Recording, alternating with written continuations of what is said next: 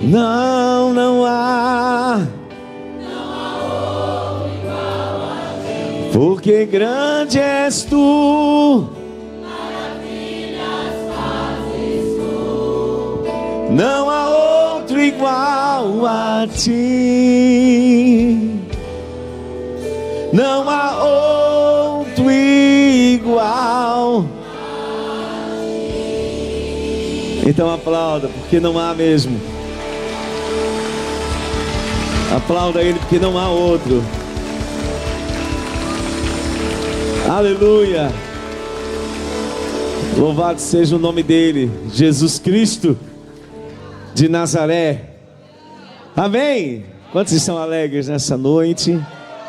Que bom que você está alegre. Minha saudação a todos, no nome, na palavra de Jesus.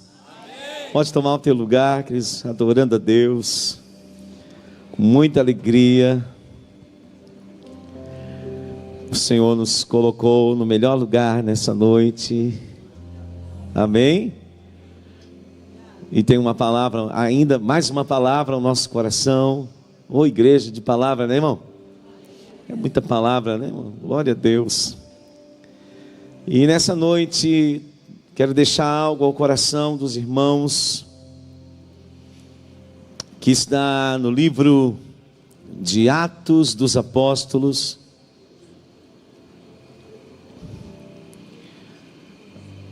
Ao achar o livro, vá até o capítulo 16.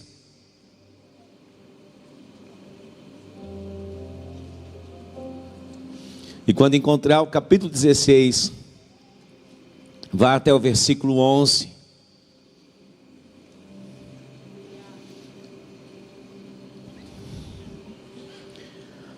Paulo está em uma viagem missionária.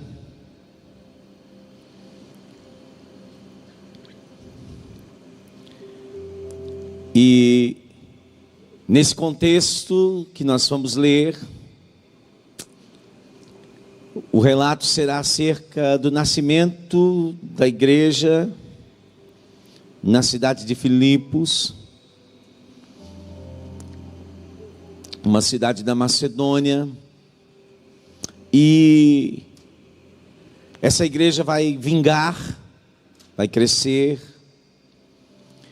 E posteriormente das suas prisões em Roma, Paulo vai escrever uma carta, que é o desejo do nosso coração, na sequência desse panorama acerca do nascimento da igreja em Filipos. É muito importante, porque eu quero depois tratar um pouquinho com os irmãos acerca dessa carta que posteriormente Paulo escreve a essa igreja, a carta aos Filipenses. Ele escreve de sua prisão em Roma, de onde ele não vai sair.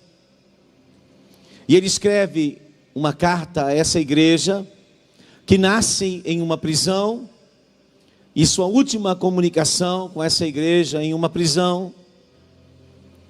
E dessa prisão nasce a carta, que é conhecida hoje como uma carta à igreja de Jesus, como a carta da alegria. Pode alguém da prisão escrever a carta da alegria? Eu sei que pode, porque você vai ver que Paulo não depende das circunstâncias para ser alegre, porque alegria não é felicidade. O mundo está em busca da felicidade, mas a felicidade, ela é transitória. A felicidade, ela é circunstancial. Você pode estar triste por uma noite, mas a alegria vem pela manhã. A alegria não, a alegria ela não depende de circunstâncias. A alegria depende do alvo, do centro, o centro do meu afeto. Onde está o meu afeto? Pastor Maculan falou aqui que ele ama Jesus, e eu também amo Jesus. Tem uma pessoa que eu amo, é Jesus, irmão. E eu sei que você, alguém que ama Jesus? Se você não ama Jesus, talvez você o ame hoje, talvez seja o dia. E Paulo vai escrever essa carta da alegria de dentro dessa prisão, uma prisão, ainda existe lá em Roma, uma prisão chamada Marmetina, e ela tinha uma fama, ninguém saía vivo de lá, nunca ninguém na história saiu vivo de Marmetina. Também diz uma história complementar que Paulo e Pedro ficam presos nessa prisão, e ela tinha uma característica interessante, porque quando a maré subia, o esgoto também subia e enchia o cárcere. E dali eles estavam naquela prisão, no meio do esgoto. E diz a história que quando Pedro chega ali, olha o tamanho da fé de Pedro hoje, ou naquele dia. Ele diz assim, ele sabia que Jesus podia tirar eles da prisão, ele já tinha saído, eu ministrei alguns dias atrás, e ele diz para Paulo: irmão Paulo, vamos falar com Jesus, para Jesus tirar a gente daqui, com uma certeza tão grande, tão absoluta, de que uma palavra de Jesus e aquela prisão se desmanchava. Só que aí Paulo diz para ele: irmão Pedro, chegou a hora de nós glorificarmos a Deus, mas agora nós vamos glorificar o Senhor com o nosso corpo. A gente não sai daqui. Por isso ele vai escrever: o seu amado Timóteo, combati o bom combate, acabei a carreira, guardei a fé. Agora eu vou ser derramado como libação. Libação é uma oferta líquida. A oferta em forma de líquidos, na velha aliança, era uma libação. E ele estava dizendo assim: vão cortar minha cabeça, irmão Timóteo, e meu sangue vai ser derramado ali em Roma, mas ele me faz um mártir, mas eu faço isso por um Salvador. E Paulo é decapitado por amor a Cristo. E Pedro, como ele não é cidadão romano, ele vai ser crucificado. A primeira vez Pedro nega, diz: olha, eu não conheço esse Jesus, nunca ouvi falar dele. Não, mas tu fala parecido com ele. Não, mas eu não conheço. Agora Pedro diz assim: vocês podem fazer um favor para mim, já que eu vou ser crucificado, vocês podem me colocar assim de cabeça para baixo, porque eu não sou digno de ser crucificado como o meu Senhor. É desse tipo de alegria, que não depende das circunstâncias. Nem sempre as circunstâncias são favoráveis, meu irmão, e nem sempre elas vão ser na vida do crente. Mas quando nós estamos firmados em Cristo, podem tirar algumas coisas que nos trazem felicidade, mas jamais podem nos roubar a alegria.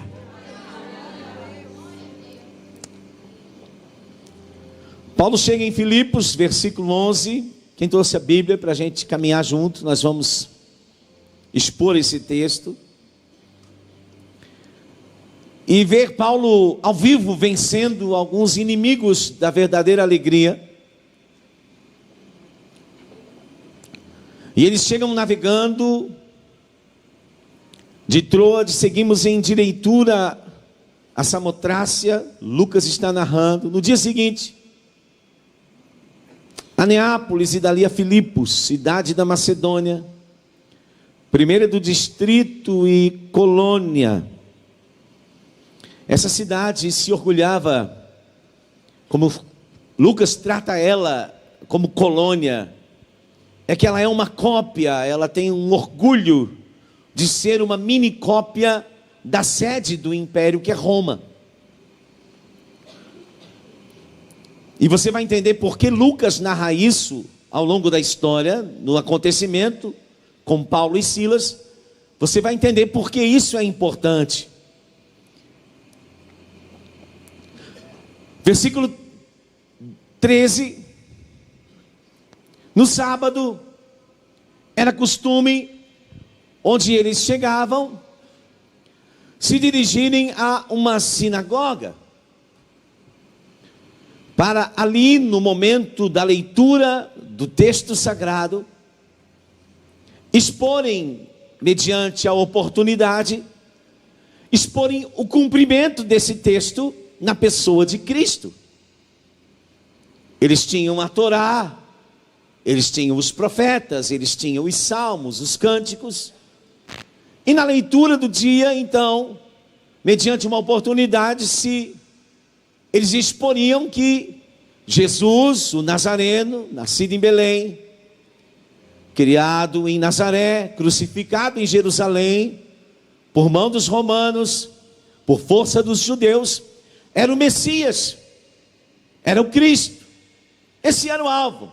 Mas Filipos não tem uma sinagoga, então eu entendo que ela é uma cidade de predominância gentílica, porque para ter uma sinagoga, tinham que ter pelo menos 10 judeus.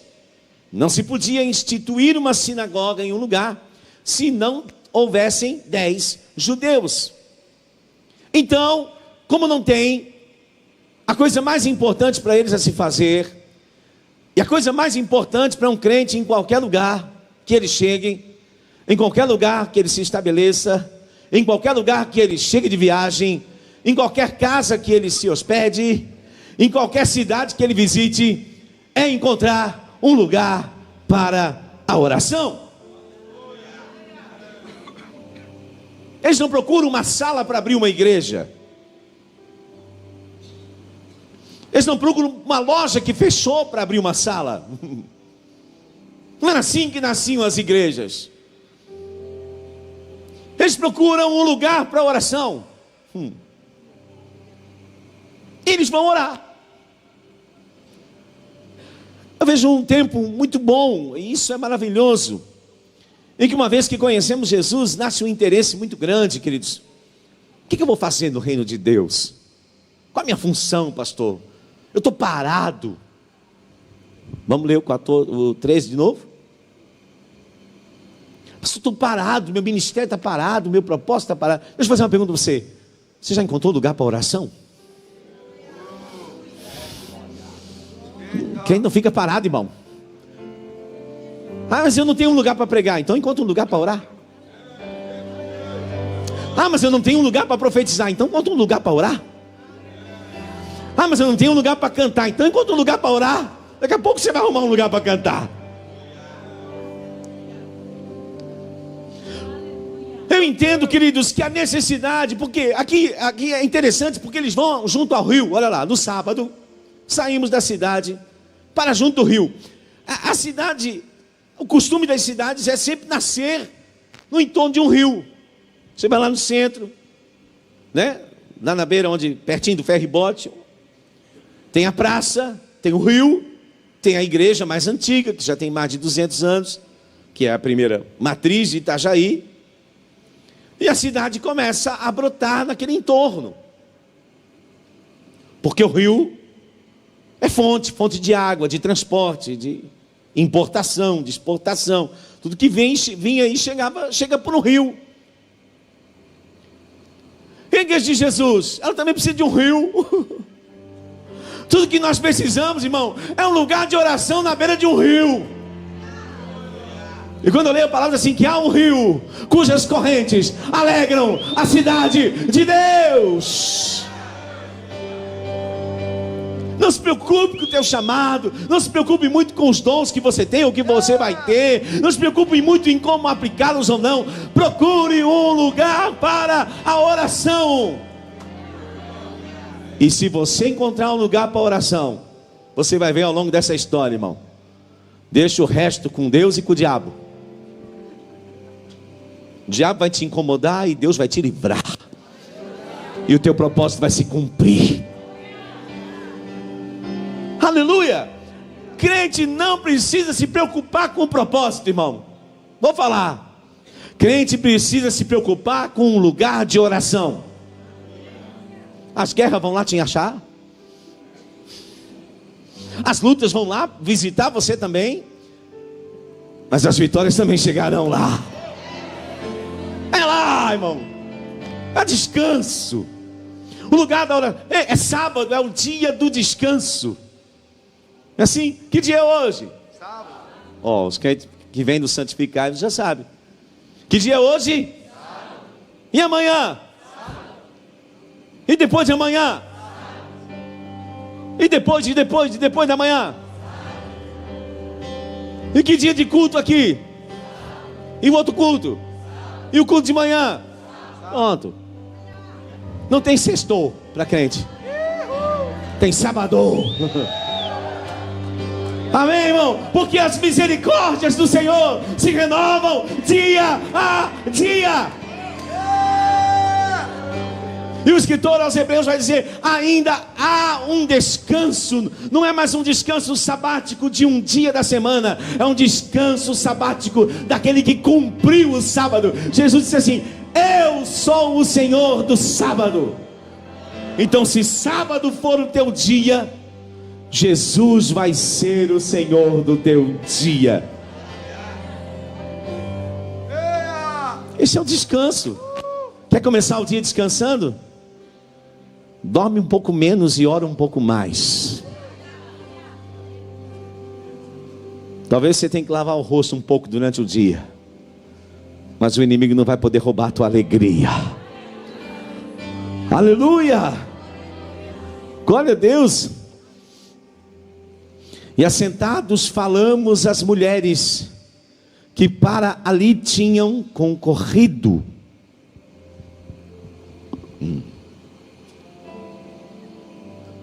Porque depois de orar,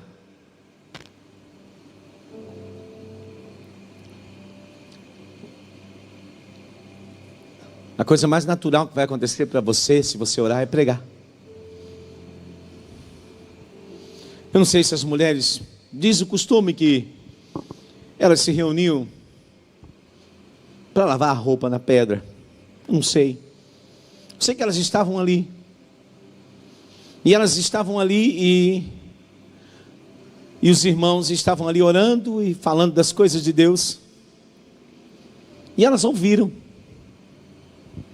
Versículo 14: certa mulher chamada Lídia, da cidade de Tiátira, vendedora de púrpura, temente a Deus, nos escutava. E o Senhor lhe abriu o coração para atender as coisas que Paulo dizia. É maravilhoso, não é, irmão?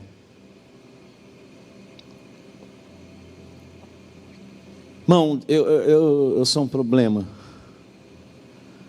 Porque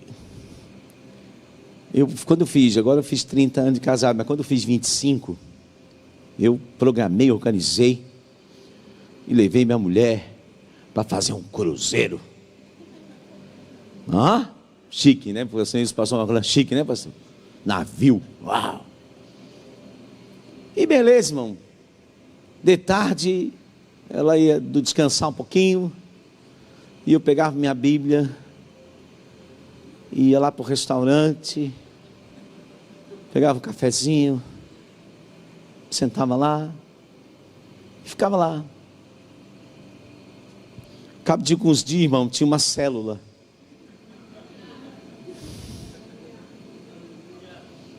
Uma célula.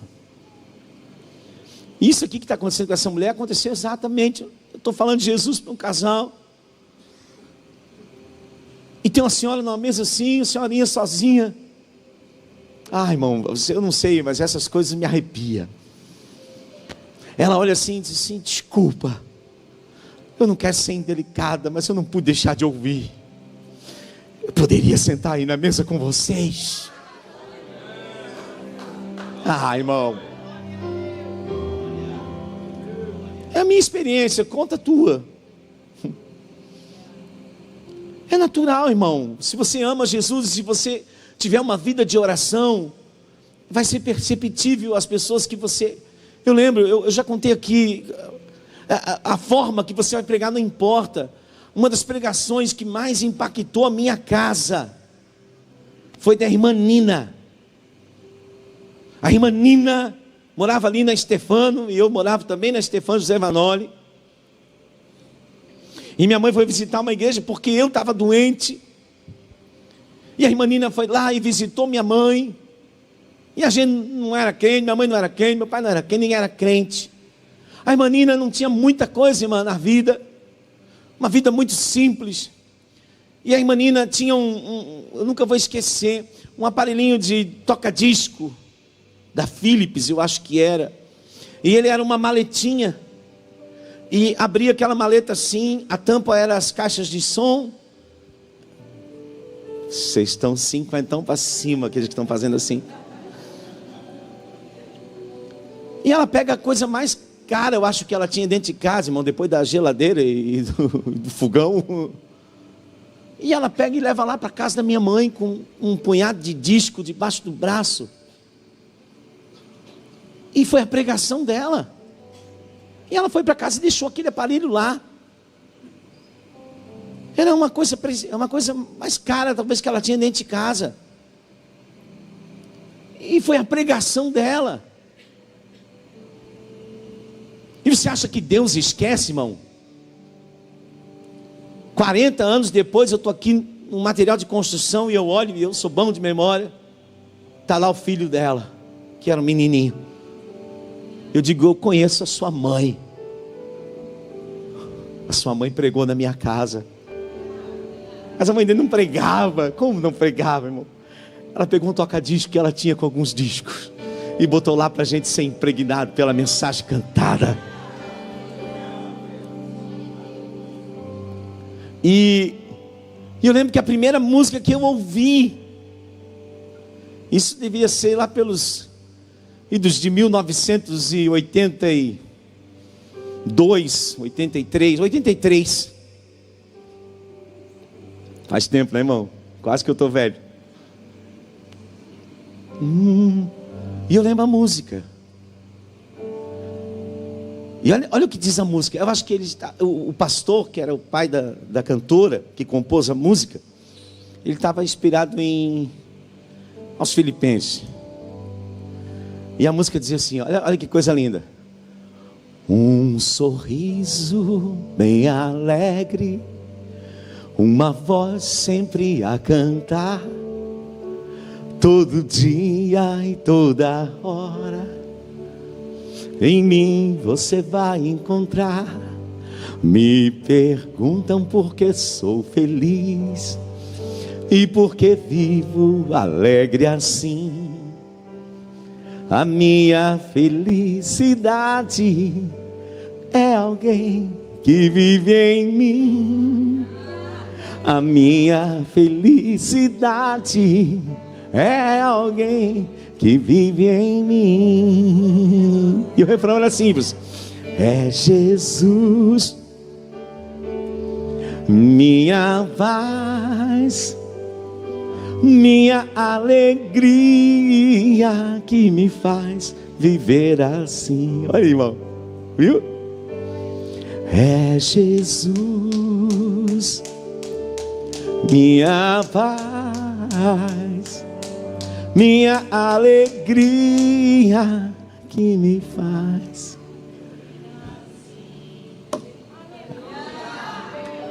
Aleluia!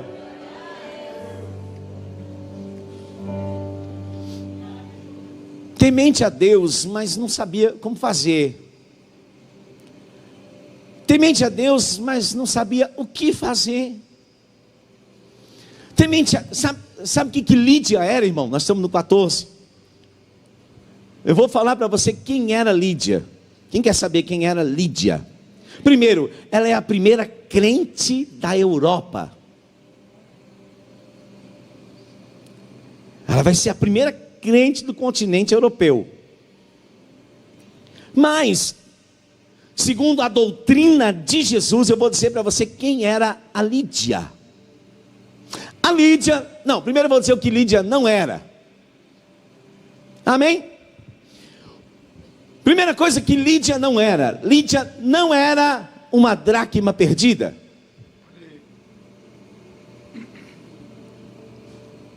Porque ela não havia sido negligenciada pela igreja. Segunda coisa que Lídia não era um filho pródigo. Porque filhos pródigos estão em casa e saem porque querem. Porque eles querem viver de um jeito que não é possível viver na presença do Pai. Então eles pegam a parte que é deles na herança e vão para Roma, viver na festa de Roma, porque eles não podem fazer o que querem na casa do Pai. Então Lídia não é um filho pródigo. Quem é Lídia? Lídia é uma ovelha perdida. Por que uma ovelha perdida? Porque se ela soubesse, ela não estava mais perdida.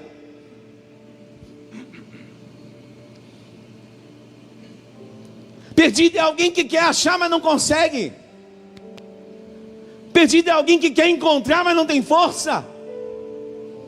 Perdido é alguém que está doido para encontrar, só não sabe o caminho. Mas Deus sabe onde está as suas ovelhas perdidas. E talvez você entrou bem perdido aqui nessa noite, nem sabe por que veio aqui, mas Ele te achou. Você pensa que veio aqui por algum motivo, você pensa que veio aqui por acaso. Não, irmão, nós viemos aqui para orar, e você veio aqui porque Deus trouxe você para falar contigo nessa noite. Aleluia! Temente a Deus. Temente a Deus significa alguém que ama a Deus a ponto de fazer qualquer coisa para não perdê-lo. Esse é alguém que é temente a Deus. Não é alguém perfeito, não é alguém que acerta tudo, não é alguém que não falha. É alguém que ama a ponto de estar disposto a abrir mão de qualquer coisa para não perdê-lo. E me parece que ela entende isso, porque o Espírito abre o coração dela. Deus encontra temor, e como há temor e reverência no coração dela, apesar de não saber muito, apesar de não ter uma experiência de fé, o coração dela, assim como de Cornélio, de Lídia, ele está propenso a encontrar. Ele é um coração aberto a receber, é um coração que sente prazer quando encontra. Então Deus abre o entendimento para que uma vez que o encontre, nunca mais o perca. E Lídia tem um encontro com Jesus através dos irmãos que estavam ali orando na beira do rio. Aleluia! Tem um encontro, irmão. Agora, você já teve um encontro com Deus? Quem já teve um encontro com Jesus aqui? Deixa eu falar para você. Se você teve um encontro com Jesus, tem uma promessa para o Senhor, para você: crê no Senhor Jesus e será salvo, tu e a tua casa.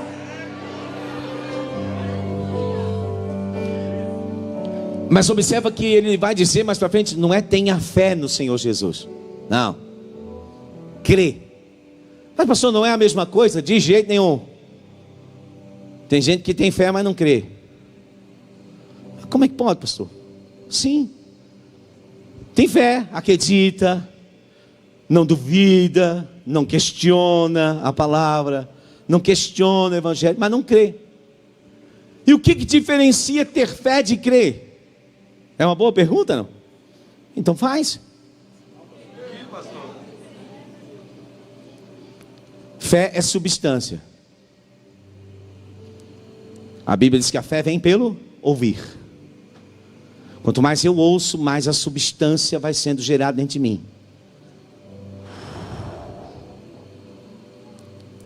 Quando eu estou cheio da substância do caráter de Deus dentro de mim, aí eu não duvido mais.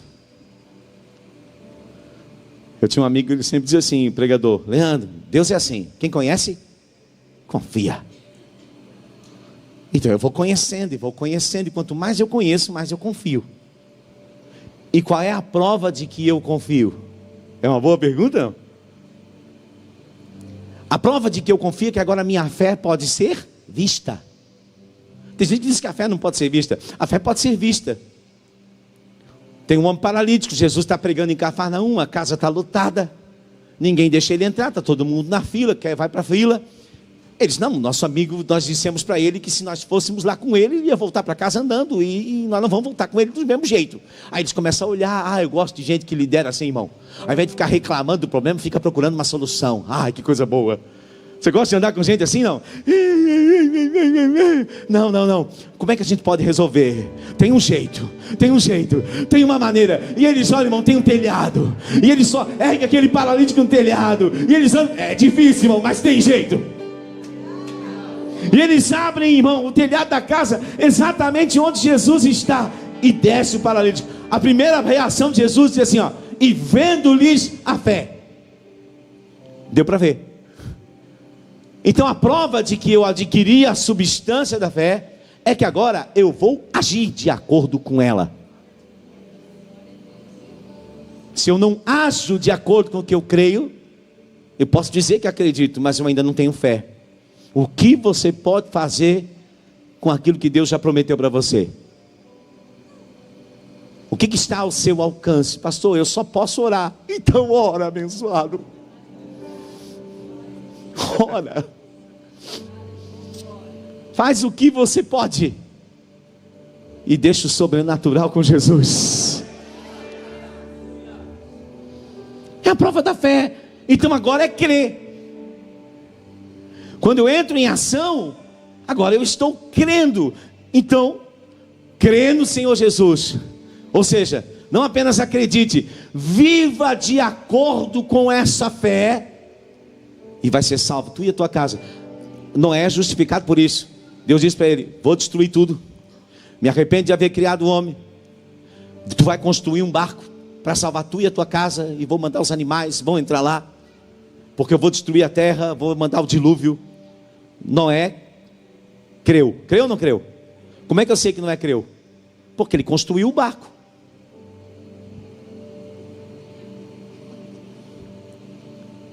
Porque se ele tivesse acreditado, irmão, ele ia estar igual arroz do Titanic em cima de uma tábua.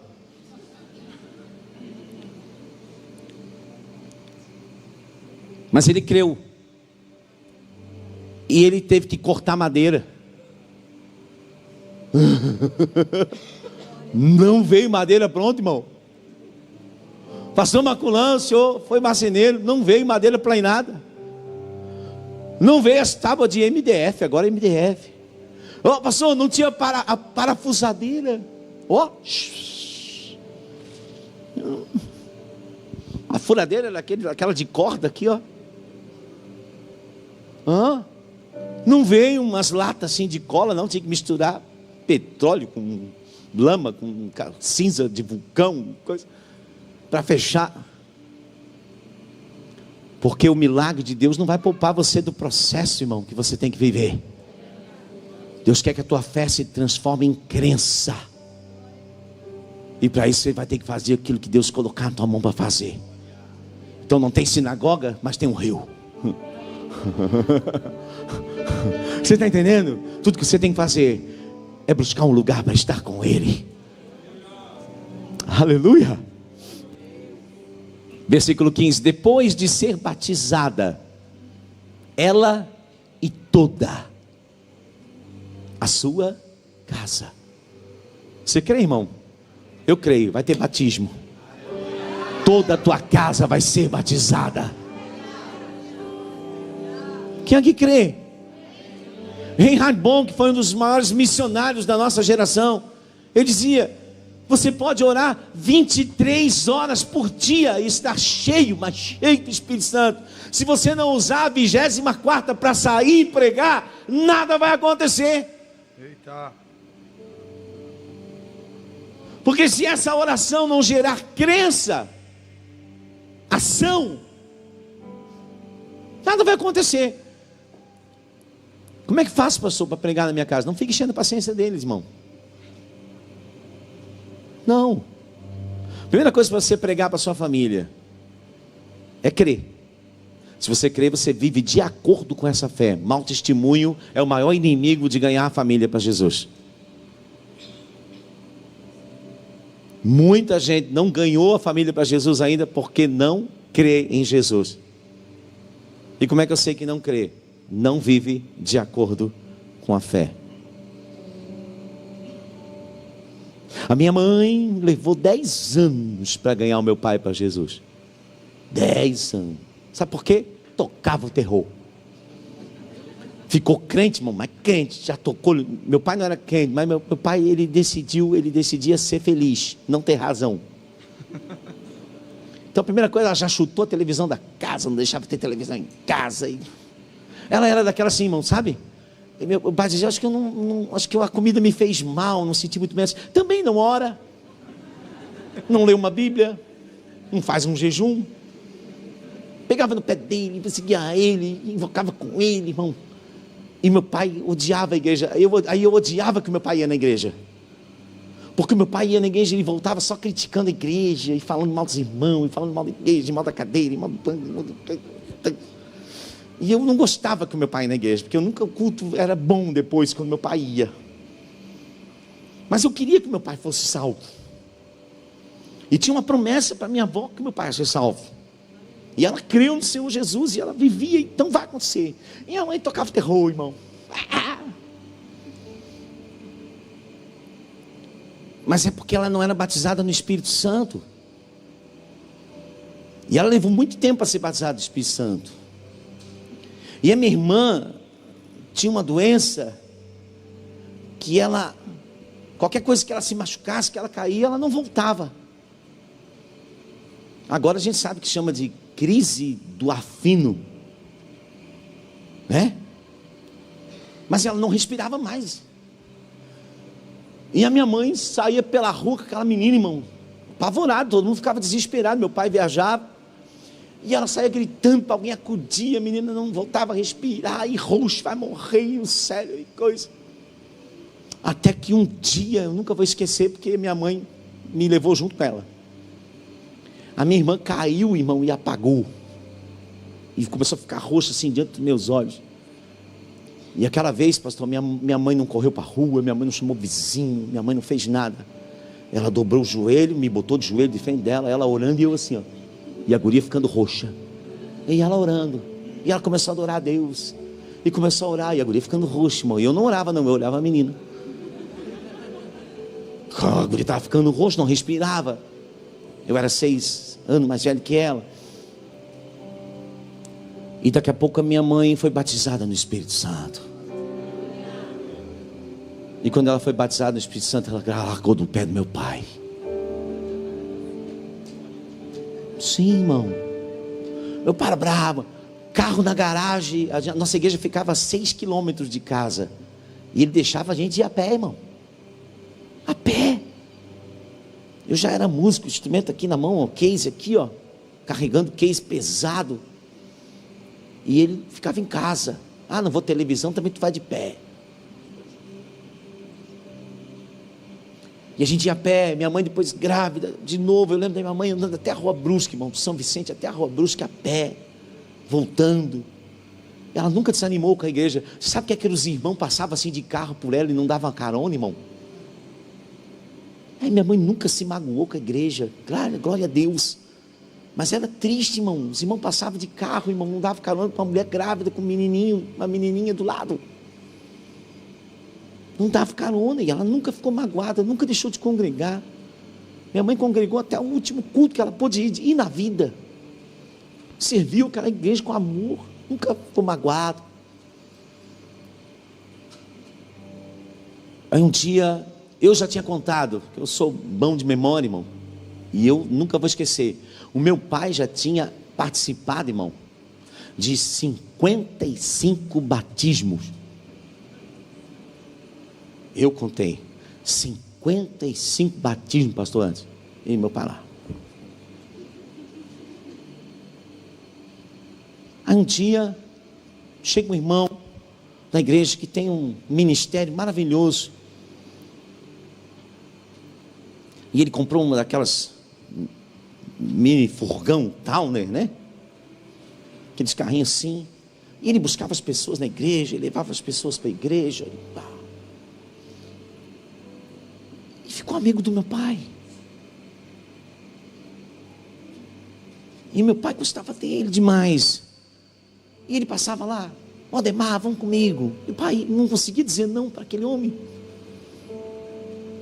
E o pai entrava no carro e ia com ele. Ele disse que eu nunca vi meu pai fazer aquilo. E ele ia para Navegante, Santa Lídia, não sei aonde, tereré. E meu pai, ô Maldemar, vou passar, vou te buscar. E o pai não conseguia dizer não. E um dia tinha um batismo em Navegantes. E eu não fui. Digo, eu não quero ver o 56º. E eu fiquei em casa, irmão, não fui. Olha, eu pedi uma coisa, irmão. A vitória se parece com a derrota até 2 minutos antes. Tem gente que desiste quando está chegando, irmão. Sabe? Diz a história que tinha 2 húngaros. Um chamado Joaquim e outro Manuel. E eles vieram nadando da Europa. E quando eles viram a praia assim no Rio de Janeiro, eles disseram, Joaquim, estás cansado? Estou, então vamos voltar.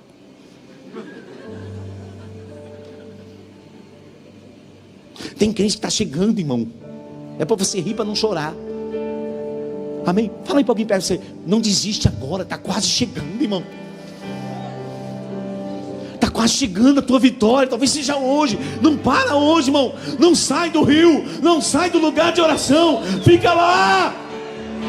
Se a tua vitória não foi hoje, mas foi a do teu irmão, se alegra com a do teu irmão. Amanhã vai ser a tua.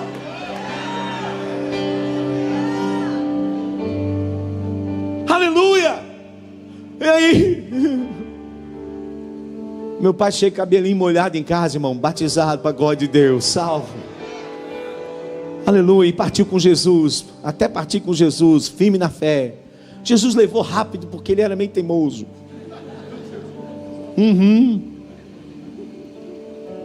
É que os crentes daquele tempo eram mais radical, irmão. Os crentes do meu tempo não tinham medo que outro crente morresse. Sabia, pastor Márcio? Se é para se perder, que Jesus leve. Se é para desviar, que Jesus leve antes. Eles tinham coragem de dizer isso. Eles tinham coragem. É verdade, irmão. Não tinha crente não praticante. Era crente ou desviado. Então a mãe não tinha medo de perder o filho, não. Se é para desviar, que Jesus te leve antes. A gente que ficava com temor, irmão. Que? Prefiro tu morto do que tu no inferno.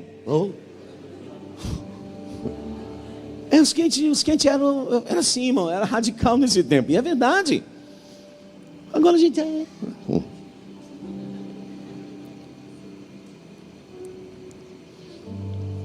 Depois de ser batizada, meu Deus, cheguei no 15 já, ó. Ela e toda a sua casa. Lembra que ela começa com temor? E temor é uma coisa que eu não quero perder. Temor é um medo por amor de perder uma coisa que eu não quero perder, uma coisa preciosa que eu encontrei. Então eu tenho temor, não é assim? Você já perdeu uma coisa importante, irmão, e de repente se achou? E aí você guarda aquilo, né? Com carinho, com amor, com cuidado redobrado, porque agora você tem temor. Você aprendeu o valor, o perigo que é perder aquilo, e você não quer perder. Não é assim? Então você vai proteger mais. Meu Deus do céu, irmão. Que coisa maravilhosa. É assim, você cuida. Aí ela diz assim para os irmãos: se julgais que eu sou fiel ao Senhor. Isso aqui é uma coisa preciosa, irmão. Eu quero parar um minuto aqui. Porque nós vivemos num tempo, irmão, não fica triste comigo, mas talvez o que eu vou falar te deixe triste. Deixa atenção. Posso falar? Você não vai ficar triste? Nós vivemos um tempo, irmão, que se relativiza a fraqueza. É moda ser fraco. É moda não ter posicionamento. E a gente, tudo que vê de falta de posicionamento, a gente carimba assim: não julgueis. Mas, irmão, se é fato, não é julgamento. Julgamento é quando não tem fato, aí é presunção. Agora, será que Jesus não quer que nós voltamos a esse tempo, irmão? De você ter coragem de olhar para alguém: se você julgar que eu sou fiel, vem andar comigo. Se você julgar que eu sou fiel, irmão, se julgais que sou fiel ao Senhor, nós precisamos, irmão, de uma geração de crente que tenha um compromisso com a vida de Deus, que pode olhar no rosto, vem cá, se você julgar que eu sou fiel, olha para a minha vida, olha para como eu vivo, olha para como eu amo Jesus. Você tem coragem de dizer isso, irmão? Será que nós precisamos voltar a esse tempo de ter coragem de dizer isso? Vem cá andar perto, irmão. Ou como Pedro e João dizem para aquele paralítico na porta formosa: olha para nós. Olha para nós. Porque quando ele olha para eles, irmão, daqui a pouquinho ele vai estar adorando a ele dentro do templo. Ele nunca tinha entrado para adorar. Se julgais que eu sou fiel ao Senhor, entrai em minha casa e aí ficai. E nos constrangeu a isso. A nossa casa, irmão.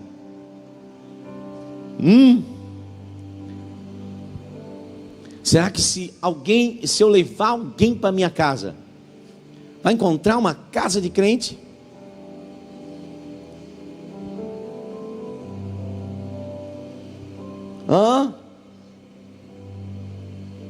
Aquela historinha antiga do menininho que chega depois do culto para o pastor e diz assim: pastor, é permitido a gente morar na igreja?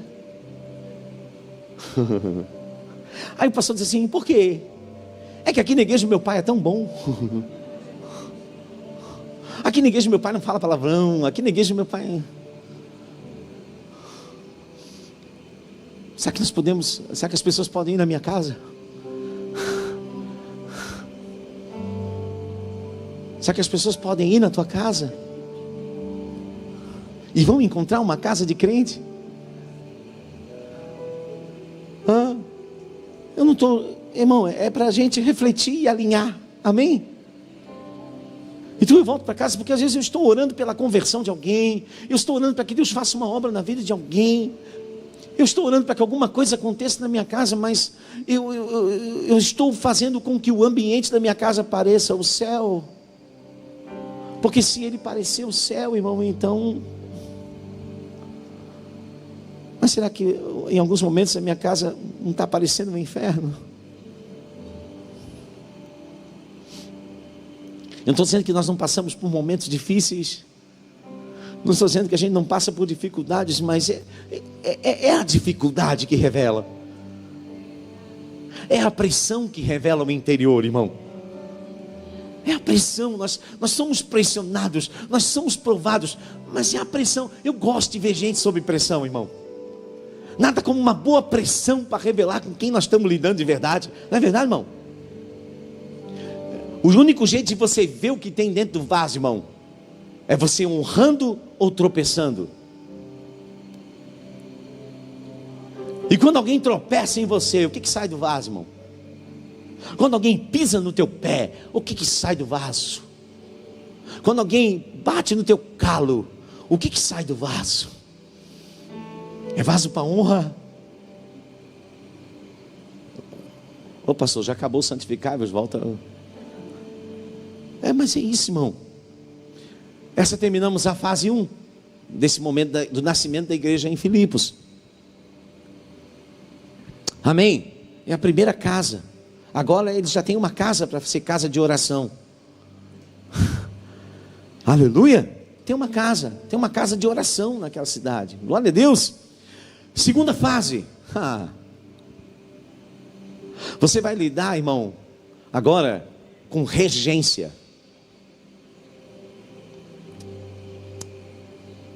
Regência. Um território, que tipo de espíritos está governando aquele território?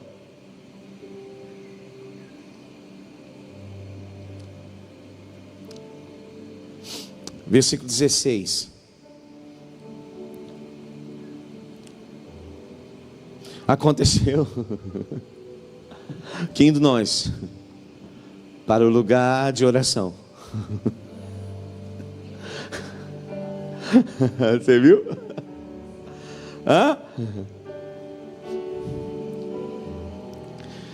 Conversão, gente crendo. Quando as coisas começam a dar certo, irmão,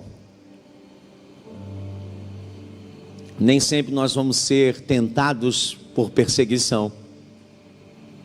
Muitas vezes nós vamos ser tentados por elogios, por aplausos.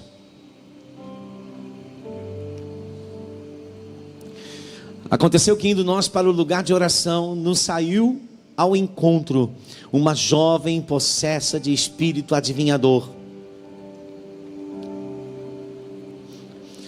a qual, adivinhando, dava grande lucro aos seus senhores. Ela era tudo que a cidade precisava, irmão.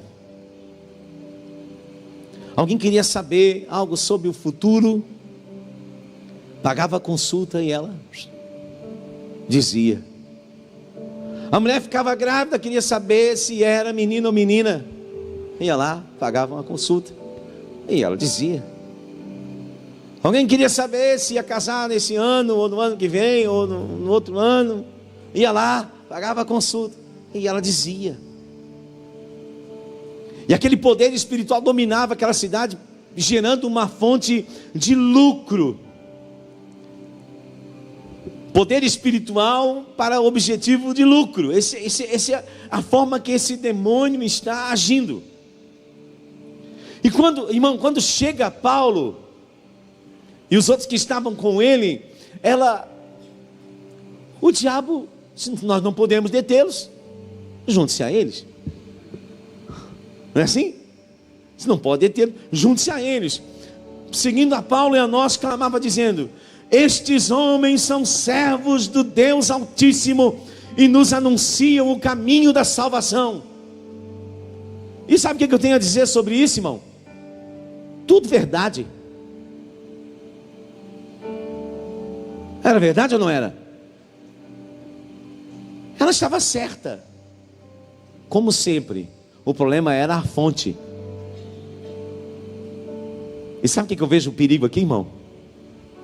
E eu aprendi uma coisa e eu ensino para quem quer andar em maturidade espiritual. Não peça para Deus sinais que o diabo também sabe fazer. Se ela olhar para mim e piscar 3 vezes assim com o olho direito, é porque é minha esposa. Aí o diabo lá toca o dedo no olho dela.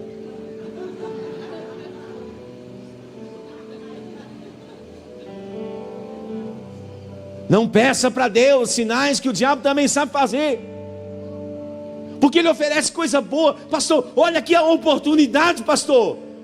Eu nunca mais vou poder ir na igreja só uma vez por mês, mas tem que ser Deus que abriu isso aqui para mim. Irmão, o diabo, quando quis tentar Jesus, ofereceu o emprego mais importante da terra. Nem todo emprego é de Deus, nem todo trabalho é de Deus. Mas pastor, eu nunca ganhei um salário desse. Mas você precisa de discernimento espiritual, porque se você quiser saber se algo está saindo caro na tua vida, veja se está custando a presença de Deus. Se está custando a presença de Deus, não importa quanto custou, vai ser caro. Se vai roubar você do Senhor, está sendo caro. Deus não vai dar para você nada que tire você da presença dEle. Deus não vai dar nada para você que roube você da sua família, da sua fé, dos seus irmãos. Não vai, irmão, não é Deus. Não importa que elogio mais lindo. Estes que vos anunciam o caminho da salvação são servos do Deus Altíssimo. Uou, era tudo que a gente precisava. Jesus também passou por isso. Jesus também passou por isso, irmão.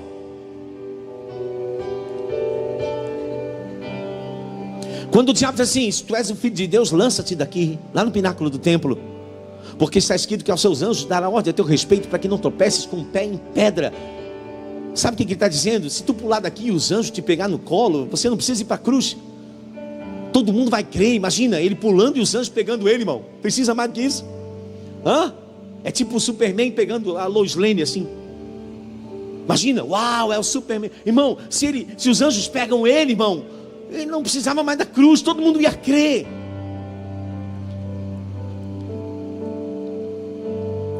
Uma vez eu tinha medo, irmão. E o Senhor falou comigo. Quando o Senhor me chamou para o ministério, eu tinha um medo, pastor Maculan. Eu tinha medo que, eu não queria que a igreja crescesse, eu não queria que o meu ministério crescesse, eu não queria nada, porque eu tinha medo.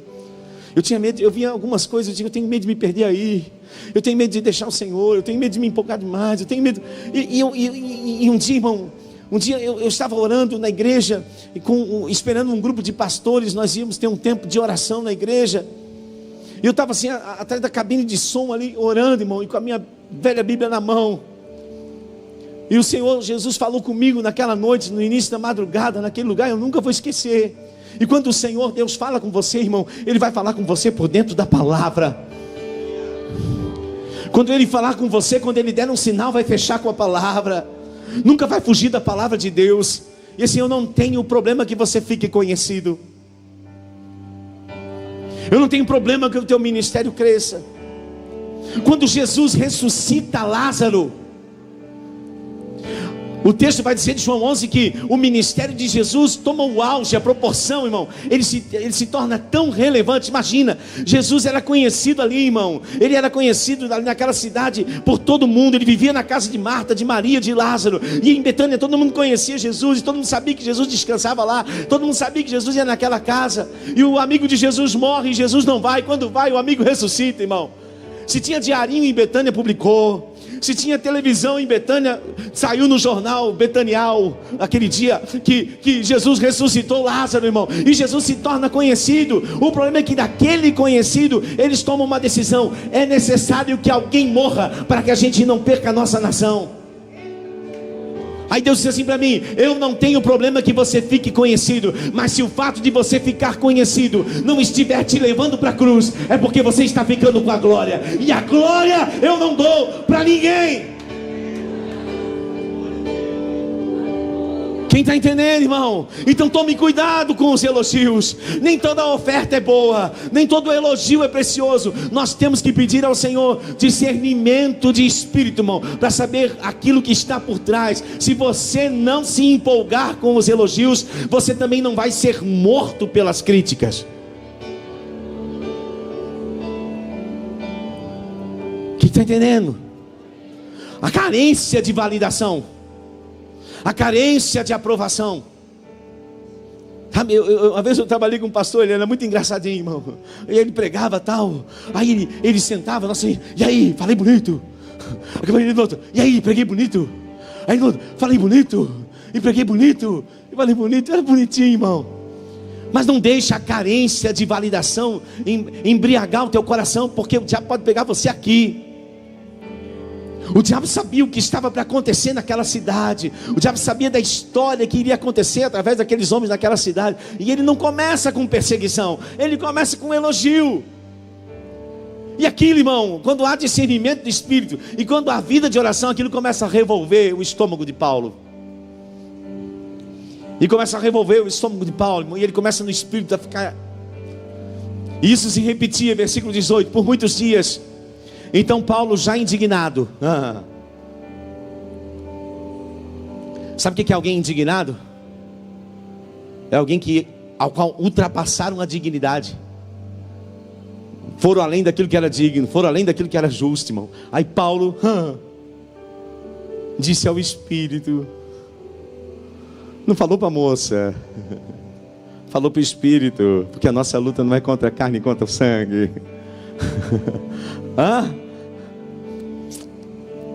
Em nome de Jesus Cristo eu te mando. Mando. Você tem medo de mandar? Tem medo de mandar? Ai, pastor, eu não gosto de mandar. Eu lidero pelo exemplo.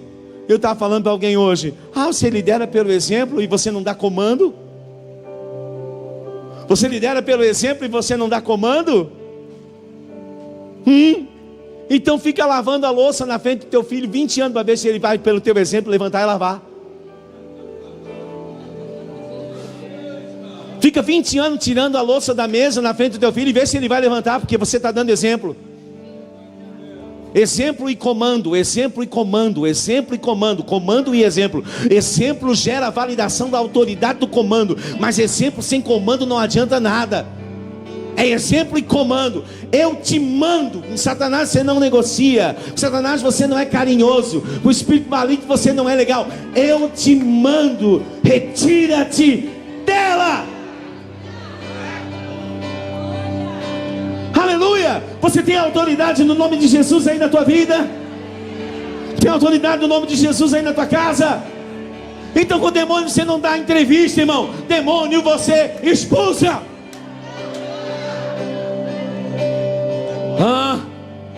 Você está sob a autoridade do nome de Jesus. Pastor, tem alguma coisa perturbando a minha casa? Parece alguém. Não é alguém, é algum espírito que está tentando atrapalhar. Chega lá, irmão, agora. Levanta as mãos em direção à tua casa e diz: espírito maligno, eu te mando. Em nome de Jesus Cristo. Você está com um ambiente ruim lá no trabalho, irmão. Entra dentro do teu carro, para no estacionamento, levanta as mãos para aquela empresa. Espírito maligno de perturbação, eu te mando. Ah não, o espírito não está perturbando a tua casa, não está perturbando a tua empresa, está perturbando a tua cabeça. Então bota a mão na tua cabeça. Espírito de contenda, espírito de pensamentos intrusivos e obsessivos, eu te mando. Aleluia. Ei, irmão, Deus deu autoridade. Deus incumbiu a vocês a autoridade. Deus, lugar de oração vai gerar autoridade, irmão, no comando do crente. Você está entendendo? Tem coisas que você tem que entender, irmão, que não é carne, não é sangue. Às vezes tem um demônio encalacrado lá, tem um espírito maligno comandando lá. E você começa, irmão, a ordenar. Aleluia. Em nome de Jesus. Eu trabalhei numa cidade, irmão, que começou a acontecer em um ano suicídio. Gente pulando de prédio, gente pulando de ponte, gente pulando de prédio, gente pulando de ponte, gente pulando de apartamento. Coisa. Na época meu pastor pegou os pastores, irmão, subiu o bondinho, tudo. Lembra, pastor Maculano? Levou nós tudo em cima do bondinho, em cima do monte da cidade. E lá nós ordenamos: em nome de Jesus Cristo, espírito de morte, abandona, vai embora dessa cidade. Aqui nessa cidade, irmão, tinha um espírito de miséria, irmão. Tinha uma coisa que não ia. Eu lembro quando o prefeito chamou a gente no gabinete dele, irmão. E nós oramos no gabinete dele, nós pregamos um grupo de pastores no gabinete dele. E naquela noite nós saímos e subimos o Morro da Cruz, irmão. E estendemos as mãos sobre aquela cidade, irmão. Do Morro da Cruz para cá. E nós vimos como se uma nuvem de trevas se dissipasse diante dos nossos olhos, irmão. Itajaí, alguns anos depois, era o primeiro PIB do estado de Santa Catarina. E não deixou de ser até hoje a cidade mais rica de Santa Catarina. Fecha porto, abre porto. Eles pensam que tem a ver com alguma coisa que abre ou fecha, irmão. Enquanto tiver uma cidade, enquanto tiver crente com autoridade nesse lugar, não é a crise, não é a circunstância que governa. Fecha o porto, abre 10 estaleiros.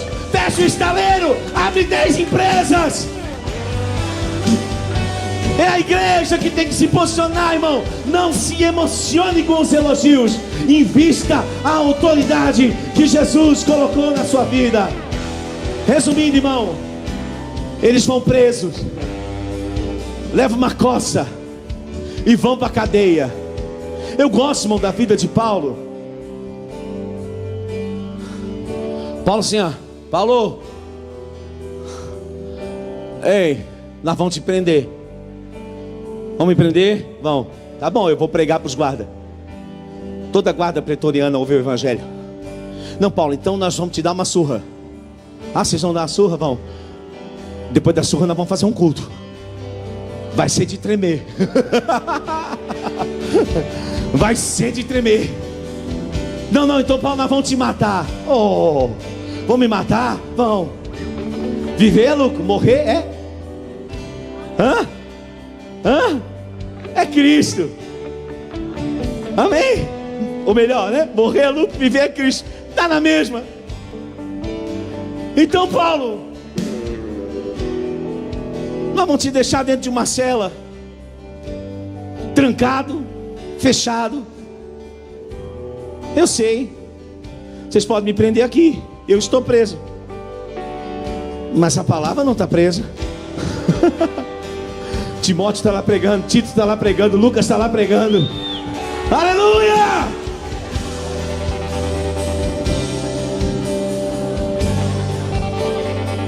Paulo e Silas na prisão. Eu não sei, o pastor Lucas vai dizer para nós. Olha só, Paulo e Silas são açoitados e presos, para nós ganhar tempo. Depois de lhe darem muitos açoites, versículo 23, os lançaram do cárcere, ordenando ao carcereiro que os guardassem com toda a segurança. Mas escolha uma boa, hein? Paulo e Silas já eram afinados. Por volta da meia-noite, pausa. Sabe o que significa meia-noite, irmão, aqui no texto? É o momento mais sombrio do dia. É o momento das trevas mais densas. É o momento da noite escura da alma. É o momento onde parece que as coisas não vão acontecer. É o momento onde parece que as coisas não vão dar certo. É o momento onde você, irmão, telefone de pastor quando toca meia-noite, irmão, dá um ruim na gente. Quase sempre não é notícia boa, irmão. Não é notícia boa. Tocou depois da meia-noite, irmão. É difícil. Aí pastor não desliga, né? O telefone. Prenderam Paulo, deram uma coça, Paulo e Silas.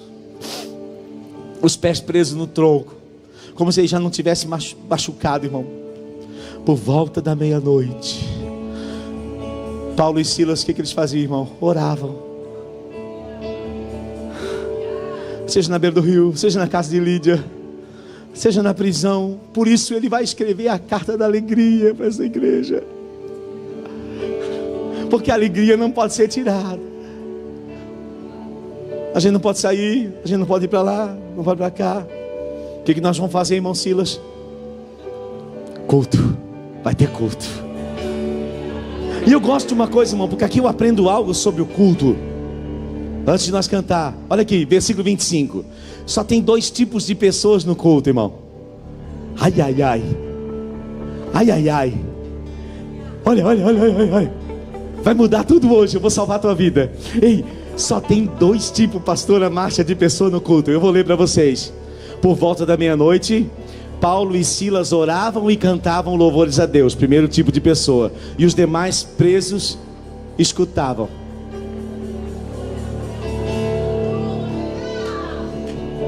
Só tem 2 tipos de gente no culto: gente alegre e salva por Jesus, que ora e canta mesmo depois de apanhar, e preso que escuta. Só tem 2 tipos de pessoa no culto.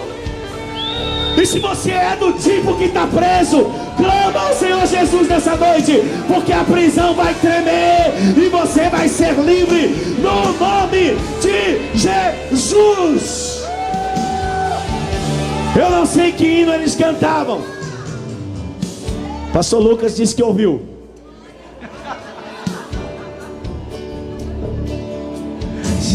Deus vai na frente, abrindo caminho, quebrando as correntes, tirando os espinhos, ordenando os anjos pra contigo lutar.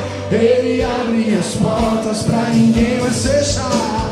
Ele trabalha pra quem nele confia. Essas mãos sua bênção chegou.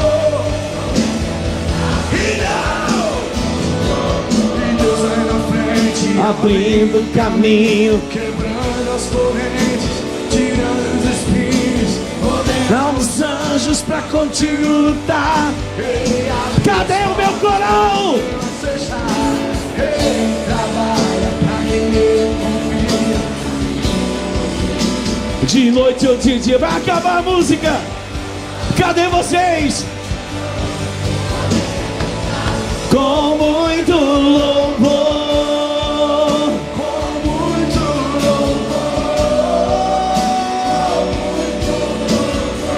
Fazer um negócio muito doido aqui hoje. Eu preciso de mais alguém aqui nesse coral. Só hoje. Mais um. Cadê? Eu preciso de mais um aqui nesse coral. Ah não, tá muito fraquinho, irmão. Vem. Pastor, mais um. Deus vai na frente. Aqui, eu quero um coral. Eu quero um coral grande hoje. Eu preciso de mais um. Cadê você? Vem. Você tá com jeito de coral, vem. Olha aí. Pra quem nele confia, vem coral. Erga suas mãos, sua bênção chegou.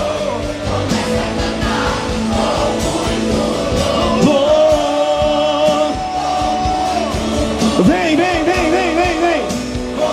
O degrau, eu acho lindo aqui, ó. Eu quero mais um coral aqui. Vem cá, Wesley. Vai no coral, Wesley. Vai, Wesley. Mais gente. Vai lá no coral. Você é do coral hoje. Os degraus agora, lindo. Oh,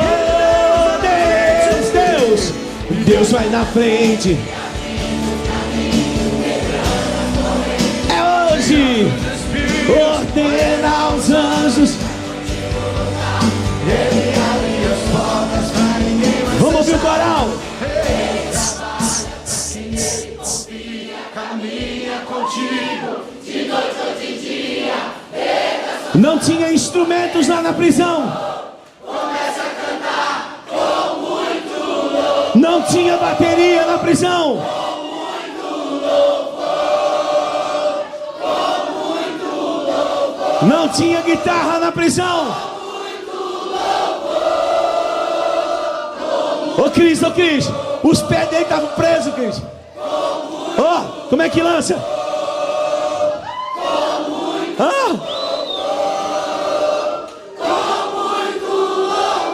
Deus vai na frente, abrindo caminho, quebrando, tirando os espinhos, ordenando os anjos pra contigo lutar. Ele abre as portas com muito louvor. Louvor. Vai lá, vocês aqui, ó.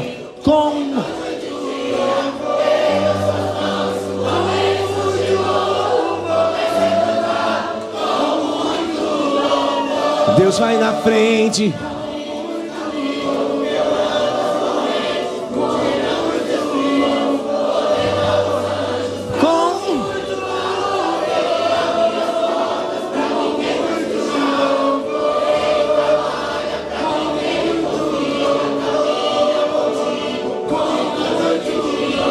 Erga suas mãos, sua bênção chegou.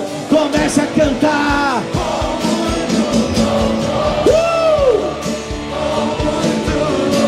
E a prisão começou a tremer.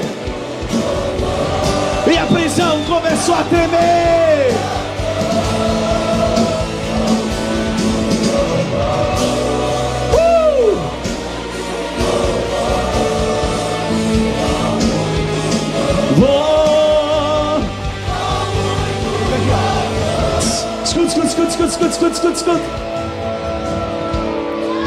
De repente sobreveio tamanho terremoto que sacudiu os alicerces da prisão. Abriram-se todas as portas e soltaram as cadeias de todos. Eu esqueci do terceiro tipo de pessoa que estava no culto. O carcereiro estava dormindo. Então tinha gente cantando, tinha gente assistindo e tinha gente dormindo. Ai. O carcereiro despertou, vendo as portas abertas, puxou a espada para se suicidar. Por quê? Deixou preso, fugir, irmão. O soldado romano sabia: se mata porque vão te matar. Ei, olha. Mas Paulo bradou em alta voz: não te faças nenhum mal, porque todos estamos aqui. Sabe por quê, irmãos do coral? Porque libertação não produz jeitinho brasileiro.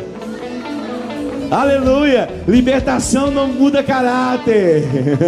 Escute. Fica firme aqui, ó. Ele está cantando. Então o carcereiro, olha, como eu gosto disso, versículo 29, irmão. Quando a prisão treme, irmão, o carcereiro pede luz. Hã? Quando a prisão abre, irmão, as pessoas começam a pedir luz. Escute. Pedindo uma luz, entrou precipitadamente trêmulo, prostrou-se diante de Paulo e Silas, trazendo-os para fora. Aleluia. Disse: senhores, que devo fazer para que seja salvo? Aleluia. Meu Deus. Responderam-lhe: crê no Senhor Jesus e serás salvo, tu e a tua casa. Quantas casas são agora? Quantas casas são agora? O que eu preciso, pastor? Um lugar para orar, meu irmão. Olha só. E lhe pregaram a palavra de Deus e a todos da sua casa, naquela mesma noite, naquela mesma hora da noite, cuidando deles. Ô irmão, ninguém tinha passado remedinho neles ainda. Ninguém tinha passado mertiolate. Ninguém tinha passado um algodãozinho com água oxigenada, pastor. Eles estão batizando, estão pregando, e os vergão ainda estão ali doendo. Escuta. Aleluia. A seguir foi ele batizado e todos os seus, irmão. Então, levando-os para a sua própria casa, outra vez, lhes pôs a mesa, e com todos os seus manifestaram grande alegria por terem crido em Deus. Irmão, no outro dia eles mandam soltar Paulo e Silas. O que eles não sabiam, lembra que eu falei para você lá no começo? Era uma colônia romana. Eles açoitam Paulo, açoitam Silas, açoitam os irmãos e prendem, porque eles não sabem que Paulo é cidadão romano. Quando eles sabem agora que Paulo é um cidadão romano, eles ficam apavorados, porque eles mandam soltar Paulo, eles mandam eles vir aqui. Eles não prenderam nós sem julgamento, cidadão romano. Eles ficam apavorados e vão lá: por favor, desculpa a gente, mas vamos embora da nossa cidade. Vamos embora daqui, pelo amor de Deus, sai daqui. Agora olha para a gente encerrar, irmão. É aqui que eu gosto. Versículo 40. Tendo se retirado do cárcere, dirigiram-se para a casa de Lídia, e vendo os irmãos,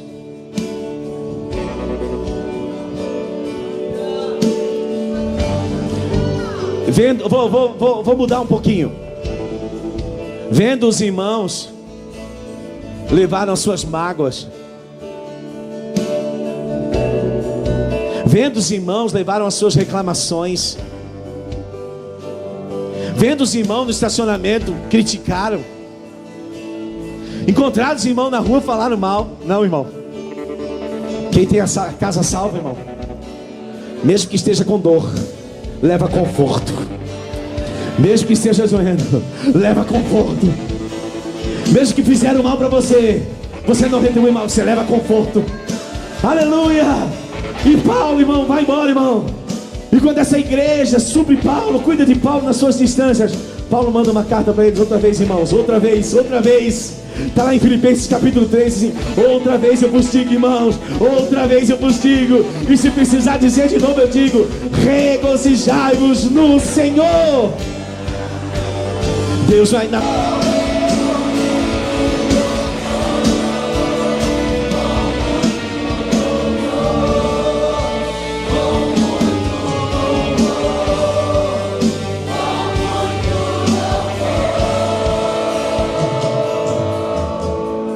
Você entrou aqui, Deus falou com você nessa noite. A palavra do Senhor para você é: crer no Senhor Jesus e será salvo tu e a tua casa. Se você entrou aqui nessa noite e ainda não entregou a sua vida a Jesus, você diz: eu sou temente a Deus, eu amo Deus, mas você nunca confessou Jesus como teu Senhor e como teu Salvador, hoje a oportunidade está aberta. Pastor, eu quero. Tudo que você vai fazer é levantar a tua mão e nós vamos orar por você. Pastor, eu quero entregar minha vida a Jesus nessa noite.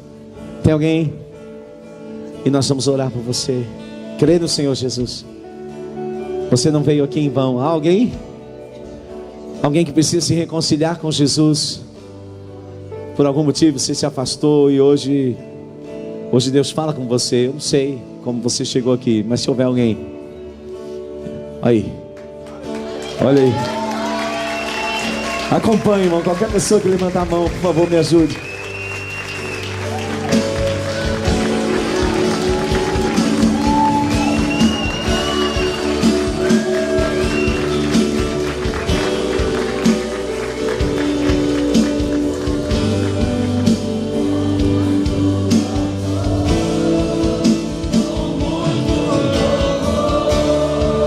Hoje é o seu dia.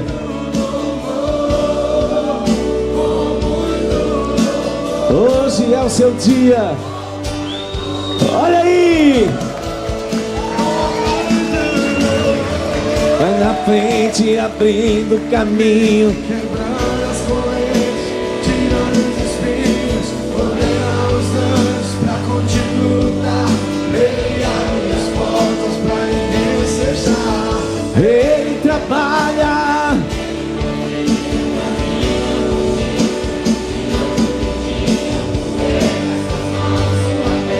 Ainda dá tempo.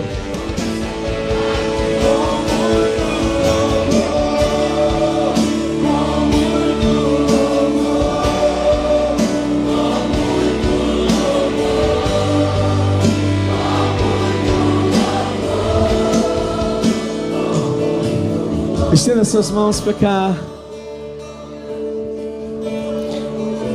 Nós vamos orar a oração da fé. E você vai repetir comigo essa oração de confissão de fé. Eu sei que a tua boca vai dizer aquilo que já aconteceu dentro do teu coração. A resposta da confissão está no coração. Amém? Se das mãos você vai me ajudar. Amém, coral? Vocês vão me ajudar? Então diga assim: Senhor Jesus, nessa noite eu te recebo como meu Senhor e único, suficiente Salvador. Eu reconheço a minha condição de miserável, ruim, pecador, mas eu ouvi o Evangelho e eu reconheço a tua posição de Salvador. Eu entrego a minha vida a ti. Inscreve o meu nome no livro da vida do Cordeiro, para que naquele dia eu ouça de ti: vinde, benditos de meu Pai, possuir por herança o reino que está preparado para vós desde a fundação do mundo.